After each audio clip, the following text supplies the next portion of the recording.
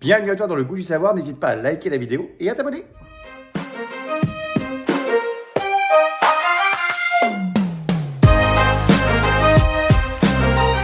Alors, est-ce que tu es prêt pour un grand roller coaster d'émotion, Maxime?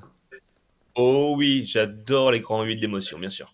Eh ben oui, parce que les roller coasters, c'est un peu ta passion, on peut le dire, et les parcs en entier, et même d'ailleurs, regarde, t'as la magie de la technologie. Ah bah c'est sur Nice du coup, mais quelqu'un a la tête, mais bon c'est pas grave.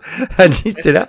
Je fais apparaître du coup parce que tu devais être à la place d'Anice, mais comme t'arrivais plus tôt, t'es là. T'as sorti un magazine, dis donc, sur le, sur Sur les les parcs parcs d'attractions. d'attractions.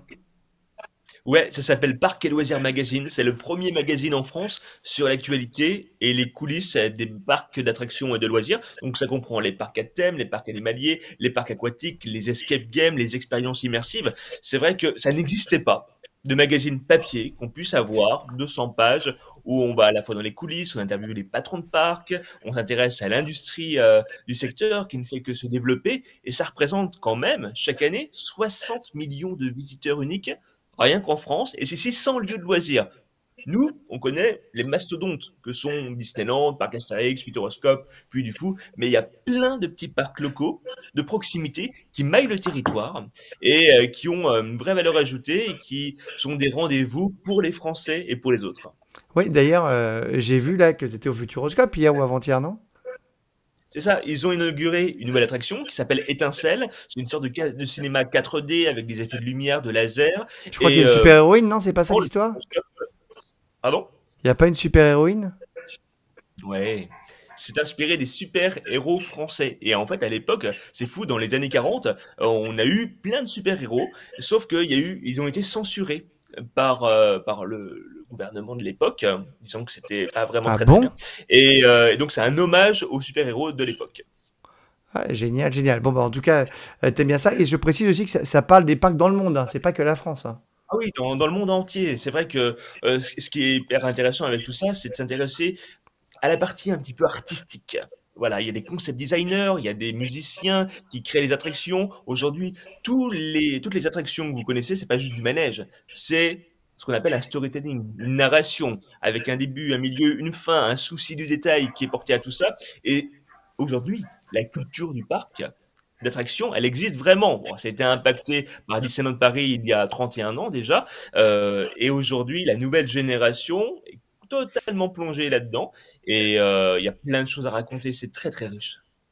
Et oui, il y a franchement des trucs assez géniaux dans ce magazine, donc je conseille à tout le monde. On peut le trouver en kiosque, on peut s'abonner aussi, hein, je crois. Exactement, en kiosque, parce que moi je trouvais ça hyper intéressant qu'on ait un magazine papier à l'ère du TikTok, du métaverse, où tout va très très très vite.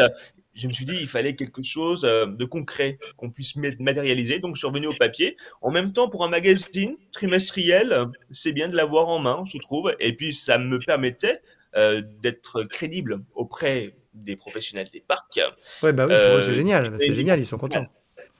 Est-ce que bien tu sûr. vas aller, du coup, là, tu sais qu'ils ouvrent là dans quelques jours maintenant, hein, à Los Angeles, ils vont ouvrir un parc Super Nintendo. Il existe déjà au Japon, le Super Nintendo World. Je vais sûrement y aller, je pense, d'ici 2 semaines.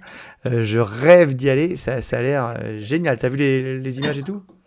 Évidemment, dans le prochain numéro qui sort début mars, on s'intéresse à cette zone qui est un peu l'arme secrète d'Universal Studios. Ils avaient investi beaucoup sur la zone Harry Potter, qui a un succès exceptionnel à travers le monde. Et donc là, ils se développent de plus en plus. Et d'ailleurs, l'arrivée d'un Universal Studio en Europe est plus ou moins d'actualité parmi les rumeurs. Et ça pourrait, en tout cas, Port Aventura, qui est situé à côté de Barcelone, pourrait se transformer en Universal Studio, dans la mesure où ils ont commencé à déposer les marques de gros blockbusters, Jurassic World, Harry Potter, etc.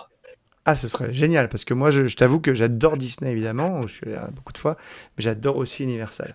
Bon, alors, en tout cas, on te connaît bien, il y en a qui te voient dans le 6 à 7 de C8, où tes PMP, ça t'est arrivé. On peut te lire aussi toutes les semaines, hein, Téléstar, dans Télépoche. Voilà, on sait qu'on t'a vu aussi au Mandrake, que tu animes depuis plusieurs années maintenant, hein, sur C8, parce que tu es fan de magie. 5 ans. Et ça ne nous rajeunit pas, comme dirait l'autre. On se connaît depuis longtemps aussi. Mais maintenant, on va te découvrir un petit peu plus avec le questionnaire de l'écolier qu'on a toutes les semaines dans cette émission. Alors déjà, première question, quelle était ta matière préféré de toutes les matières à l'école? C'était la musique, non seulement Ah! parce que je suis un man, j'essaye de chanter juste, et j'avais une moyenne de 17 sur 20, donc c'était juste exceptionnel. Tout ce qui était artistique remontait ma moyenne. Pas mal. Démonstration de chansons? Euh, Let it be, let it be, let it be, let it be. Les Beatles, bon, c'est pas la Oui, meilleure, j'avais reconnu mais quand même. Non, c'est pas non plus ouf, mais j'avais reconnu. Mais c'était à peu près juste. À peu près juste. Euh, à peu près. quelle était la matière que t'aimais le moins? Les mathématiques. Alors, Ah! le problème, c'est que mais le problème avec les mathématiques, c'est que je ne comprenais pas la logique. Je suis pas vraiment très logique. Donc, j'avais beau me concentrer à poser des questions, il y a des choses qui me dépassaient beaucoup. D'accord. Et est-ce qu'il y a un livre qui t'a laissé un grand souvenir dans ta scolarité? Ça serait peut-être un Stendhal, le rouge et le noir, peut-être. Ah, quand même. Ah oui. C'est Beau, ça. beau livre. Très beau livre. C'est typiquement le genre de livre qu'on lit pendant notre scolarité, mais qu'on va pas forcément relire par la suite. Aujourd'hui, je suis beaucoup plus sur les livres de développement personnel et surtout sur la presse d'actualité au quotidien. Eh oui, bah, t'es obligé pour ton travail. Mais en tout cas, dans l'histoire de Julien Sorel, ça vaut le coup de la regarder, même quand on est plus grand. Est-ce qu'il y a un film dans ton enfance qui t'a marqué? Un film dont tu te souviens? Bien sûr, la trilogie Retour vers le futur, Ah! exceptionnelle, qui aujourd'hui parvient à bercer toutes les générations. On a beau le revoir 10, 15, 20 fois, on voit des détails qu'on n'aurait pas remarqués avant. L'histoire du film en soi est exceptionnelle. Je suis allé à Londres récemment pour aller voir la comédie musicale Elle Retour est vers le géniale, hein, moi futur. je l'ai vu aussi, c'était génial. Top 3 des meilleurs spectacles avec la DeLorean, c'est incroyable.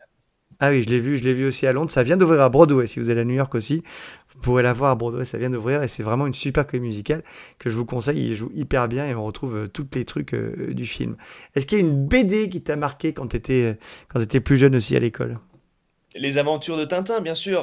Ce Ah, t'es Tintin comme reporter. José, comme notre prof Eh oui, bien d'histoire. sûr. Je voulais être Tintin, mais dans les médias, à la télévision. Donc finalement, j'ai un peu réussi. Il manque Bah, plus c'est que ce la que tu fais, houppette t'as et la réussi. cordon, puis c'est parti, hein. Oui, c'est vrai qu'il te manque la petite houppette là. On C'est n'a pas vrai, je dit suis la d'accord houppette. avec toi. Voilà, mais c'est vrai que Tintin, en soi, c'est un univers tellement riche Ah, que on a perdu Nicolas. on a Ça a sauté chez envie Nicolas. d'être son pote. Et puis, avec des personnages quand même très iconiques. Du Tournesol à Haddock, des Dupont, bah voilà. Et à travers le monde, c'est l'une des BD les plus vendues aujourd'hui. Donc, il y a un univers, il y a un mystère autour de Tintin. On aime s'identifier à ce personnage. Ça, c'est sûr. Alors, attends, comme on n'a pas eu Nicolas, aujourd'hui, c'est la journée, on parle les gens. On va déjà accueillir Cécile, qui sera avec nous pour la suite de l'émission. Hop, qui est du coup là. Salut Cécile, t'es avec nous, on te voit. Salut. T'as remplacé Nicolas qu'on embrasse très fort, où la connexion a sauté. On reprend l'interview donc de Maxime. Est-ce que tu te rappelles, ça c'est la question piège à chaque fois, hein, mais bon, je la pose quand même parce que c'est toujours drôle, le prénom de ton premier crush à l'école? Oui, bien sûr. Elle s'appelait Clémence. Elle s'appelait Clémence. Elle s'appelait Clémence, c'était en première et c'était ma première copine par la même occasion. Donc, T'as un message à lui délivrer, quelque chose à lui dire? on est encore très amis. Donc, merci pour toutes ces années. Ah, t'es encore ami avec elle? Ah bah, bien sûr, c'est une de mes meilleures amies. Ah, Ah, moi, mais j'ai pas d'ennemis là-dessus, hein. ah, c'est génial, incroyable. Ah bah, C'est c'était le ça. On premier s'est qui nous dit ça connus depuis le début. Bon, de tu me diras, tout. c'est que la quatrième Et émission, puis, mais c'est quand t'es quand même le j'étais dans le premier. top 3 des meilleurs élèves. Et on s'entraidait. Voilà, c'était incroyable. Génial. Est-ce que tu te rappelles la plus grosse bêtise que t'as faite à l'école? Non,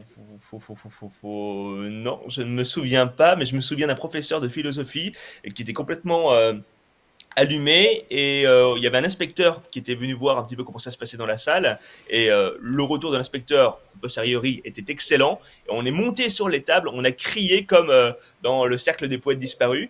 Et le cas des CPE est arrivé, il dit, qu'est-ce qui se passe, tout va bien? Mais c'était un professeur totalement fou qui nous donnait l'envie d'apprendre et je le remercie beaucoup parce que c'était pas gagné d'avance. Est-ce que c'est lui qui t'a marqué le plus en tant que prof? Oui, et puis aussi j'ai des profs avec des noms un peu particuliers. J'ai Madame Grosse Tête en SVT, Monsieur Râle en sciences. Ouais, il y a des noms un peu comme ça qui te marquent. Madame Grossette, c'est quand même pas mal.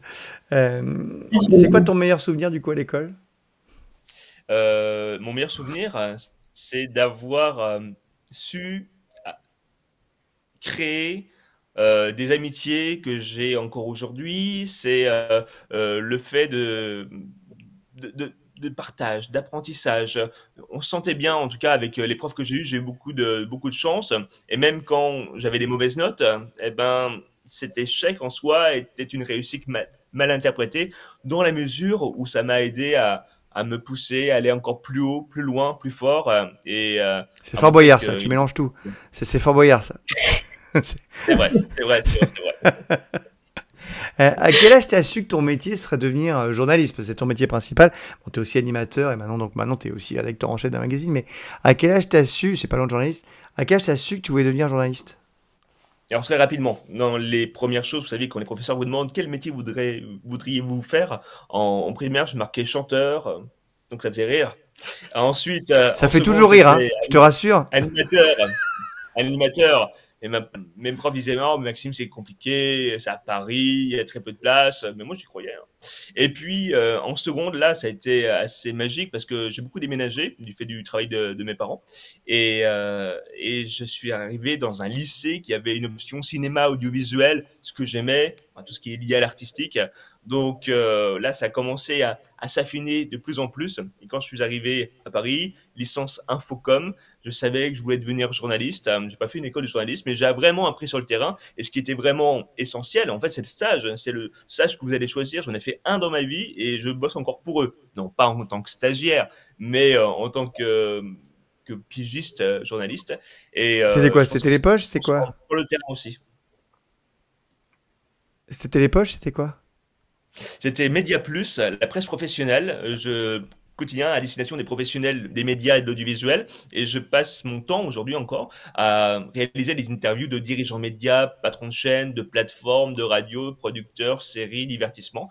Donc en l'espace de 15 ans, parce que ça va faire 15 ans que j'ai commencé, j'ai fait près de 35 000 interviews, parce que j'en faisais 9 par semaine, et de l'industrie.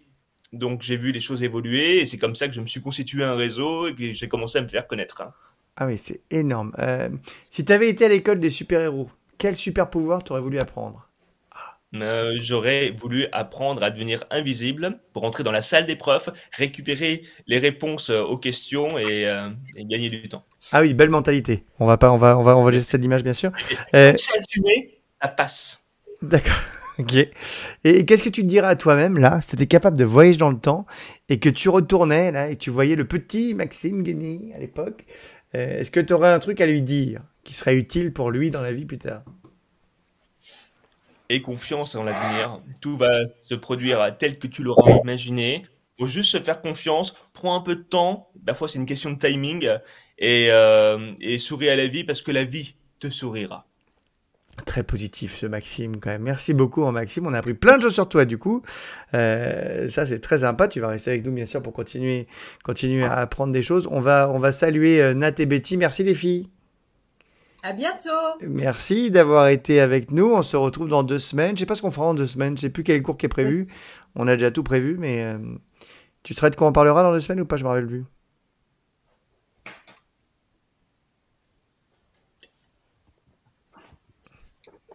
Des prénoms signes. On va Ah, développer un peu les prénoms signes pour que vous puissiez vous donner des prénoms signes entre vous. bah, Il y aura bah, des Maxime, on surprises. fera Maxime, on fera ça. Parce que Maxime, ça fera la Maxime, barbe un peu. On lui fera sa ouais, barbe. c'est pas mal. Ce sera pas mal. Bah, merci beaucoup les filles d'avoir été avec nous. À très bientôt. On vous embrasse. Maxime, Puis comment ça fait que tu maîtrises révisez aussi sur bien la les langue des signes, replays, hein. Maxime? Pensez à réviser sur les replays. Ouais, on va réviser Comme ça, l'alphabet vous et tout. On va pourrez aller votre voir. alphabet. Mais Maxime, comment ça fait que tu connais autant la langue des signes? Je ne connais pas la langue des signes, mais c'est très inspirant et très spontané en fait. Donc je dis sûrement beaucoup de bêtises. Ah ouais, t'étais pas mal. Oui, Bah, en tout cas, bravo. Bah, merci beaucoup les filles. À très bientôt. à bientôt. Voilà, on vous dit au Au revoir revoir. et on va accueillir du coup Annelise qui va être de retour. Ça tombe bien d'ailleurs parce que c'est l'heure de son cours. Hop, la revoilà la Annelise. Coucou Annelise. Est-ce qu'elle ça marche? Est-ce qu'elle nous entend bien ou parce qu'elle a une bonne connexion Annelise ou pas? Tu nous entends? Salut? Ah oui, Ouais, ça je y est. vous entends.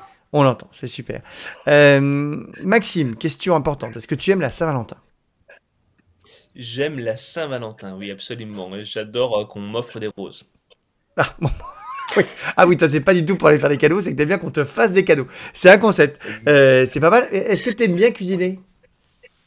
Non, pas du tout. J'aime bien manger, en revanche. Ah oui, c'est trop. Très. Donc, tu fais pas la cuisine, tu fais pas de cadeaux, mais faut qu'on te fasse des cadeaux, faut qu'on te fasse la cuisine. C'est pas Exactement, mal. c'est un retour de C'est générosité. c'est pas mal. Si vous aussi vous êtes comme Maxime, n'hésitez pas à liker la vidéo qui arrive, parce qu'on va quand même être capable tous d'apprendre à faire la cuisine grâce à Anise.